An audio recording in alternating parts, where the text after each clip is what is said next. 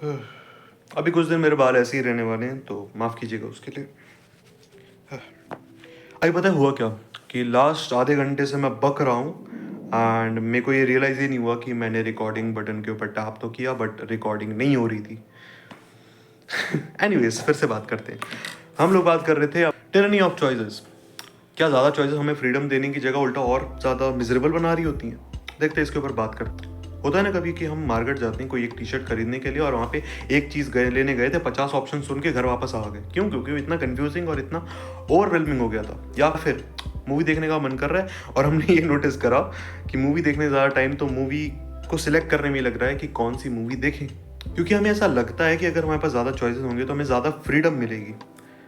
लेकिन ऐसा होता नहीं है, उल्टा हमारे साथ उल्टा हो जाता है कि हमारे पास अगर जितनी ज़्यादा चॉइसेस आ रही होती हैं, हम उतनी ज़्यादा कंफ्यूज होने लग जाते हैं। उतना ज़्यादा हमारे दिमाग को वर्क करना पड़ रहा होता है हर एक चीज़ को एनालाइज करने के लिए, और उस पर कितनी सारी चीज़ें होने लग जाती है कि अगर हमारे पास ज़्यादा चॉइसेस हों और हम चूज़ ना कर पा रहे हो, इसी को कहते हैं टिरनी ऑफ चॉइसेस। और ये जो चीज़ है ये हमारे लाइफ को फालतू में ही अननेसेसरीली कंफ्यूजिंग और कॉम्प्लेक्स बना रही होती है। इसका कोई ऐसा तुक नहीं बनता है होने का, बट ये फिर भी है क्योंकि हम इंसान हैं। हमारे अंदर वो कीड़े हैं बहुत सारे। और ये जो कॉन्सेप्ट है साइकोलॉजी से भी काफ़ी इंस्पायर्ड है और हमारे मॉडर्न लाइफ के जो प्रॉब्लम्स है तो उसके भी काफ़ी अच्छे तरीके से जवाब देता है। और राइट नाउ तो बहुत ही ज़्यादा प्रेवलेंट है। क्यों? फॉर एग्जाम्पल, अगर हमें मूवी देखनी है तो हम चूज करना पड़ता है कौन से प्लेटफॉर्म से देखें। अगर हम हमें खाना मंगाना है तो हम चूज कर रहे होते हैं कि कौन से जगह से मंगाएं, और इतने सारे चॉइस होते हैं कि हम कंफ्यूज हो जाते हैं कि यार कहाँ से मंगाएं, है ना। बहुत ज़्यादा कंफ्यूजन हो जाता है। और देखो, अगर हमारे पास ऑप्शन लिमिटेड होते हैं तो हमको डिसाइड करना आसान होता है, राइट। कि अगर मान लो सिर्फ 2 टी शर्ट है, रेड और ब्लैक कलर की, तो हम आराम से डिसाइड कर लेंगे रेड वाली चूज करें या फिर ब्लैक वाली, है ना। लेकिन भाई अगर हमारे पास ऑप्शंस बहुत ज्यादा हो जाए या फिर ऑप्शन अनलिमिटेड हो जाए, फिर क्या करेंगे? फिर हमें हो जाता है चॉइसेस ओवरलोड, कि इतने सारे चॉइस देखने के बाद हमारा दिमाग चॉइस ओवरलोड लेके बैठ जाता है, और इस कारण से हमको डिसाइड करने में भी बड़ी मुश्किल होने लग जाती है, और उसके कारण हमें मिल जाता है डिसीजन पैरालिसिस। क्योंकि जस्ट सोचो, अगर तुम्हारे पास सिर्फ 2 ऑप्शन है तो चूज करना कितना आसान है, राइट। लेकिन भाई अगर 2 की जगह इतने सारे ऑप्शन हो गए, फिर क्या करोगे? फॉर एग्जाम्पल, पेन चूज करना है मेरे को, तो मेरे पास इतने पेन रहेंगे, उनमें से मैं चूज करूंगा बैठकर कि यार कौन सा चूज करूं, कौन सा चूज करूं। पहले मेरे साथ बहुत होता था, अब तो उतना नहीं होता। मैं बताऊंगा कैसे मैंने उस चीज को थोड़ा सॉर्ट आउट करा, ताकि आप लोग को भी थोड़ा सा हेल्प हो उस चीज के बारे में, नॉलेज भी मिले और साथ में हेल्प भी होती रहे, ठीक है। और तो फिर डिसीजन लेना आसान हो जाता है अगर हमारे पास चॉइसेस कम हो, ठीक है।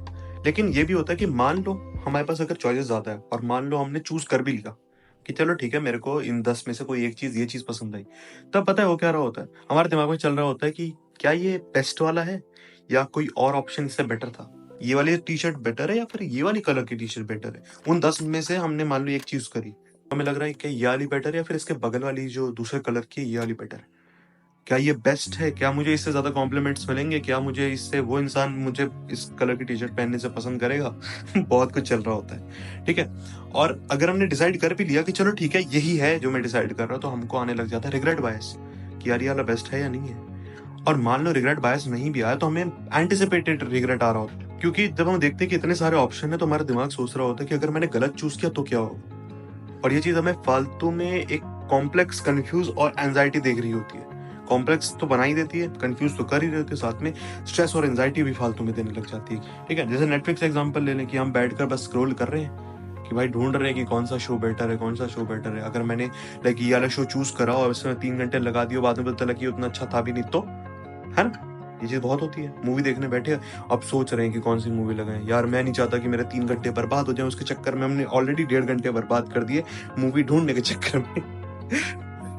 और पता है, अगर मैं इसके ऊपर एक और बात करूं तो एक बड़ा फेमस सा ना स्टडी भी हुई थी इसके ऊपर। शीना लिंगर और मार्क लेपर ने 2000 के ईयर में उन्होंने करा क्या था कि एक ग्रोसरी क्या कहते हैं मॉल में 2 टेबल्स लिए। एक टेबल पे जो फ्रूट जैम होता है ना उसके 6 फ्लेवर डाले और एक टेबल पे 24 फ्लेवर्स डाले, ठीक है।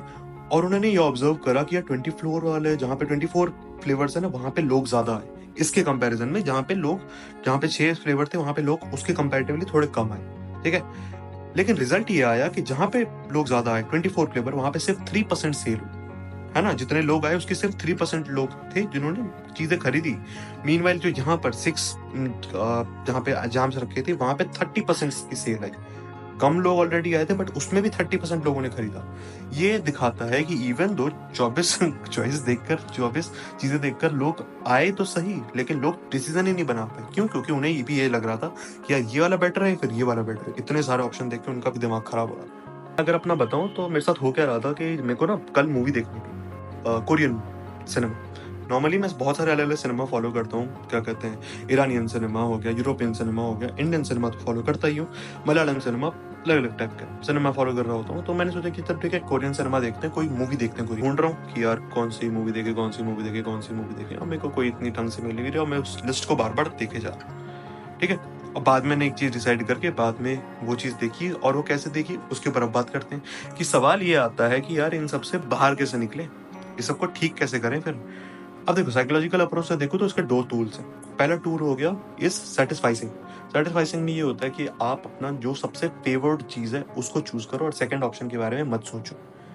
मतलब जैसे आपके मान लो आपके पास 10 टी शर्ट का चॉइस है, तो आपने देखा क्योंकि मेरे को ये दो कलर पसंद है, मेरे फेवरेट कलर्स हैं, और मैंने सोचा मैं ये वाला पहनूंगा, इन दोनों में से कोई, उन दोनों में से रैंडमली कोई उठा लिया, एंड अपने आप को सेटिस्फाई कर दिया कि हाँ यही वाला था जो था, इसके अलावा मुझे कोई फर्क नहीं पड़ता। ये एक तरीका, और ये टाइम के साथ ठीक होता है। फर्स्ट और सेकंड टाइम कह लो, या फिर स्टार्टिंग के इनिशियल टाइम पे आपको ये कॉन्शियसली करना पड़ेगा। कॉन्शियसली अपने अपने अपने ब्रेन को आपको बोलना पड़ेगा कि okay I am satisfied with it. With time आपका दिमाग खुद समझ जाएगा और वो चीज को अनकॉन्शियसली करना स्टार्ट कर देगा, और ताकि आपके दिमाग पे फालतू का लोड ना आए और आपको डिसीजन फटीग भी ना हो। और दूसरा टूल है विच इज डिसीजन बाउंड्री।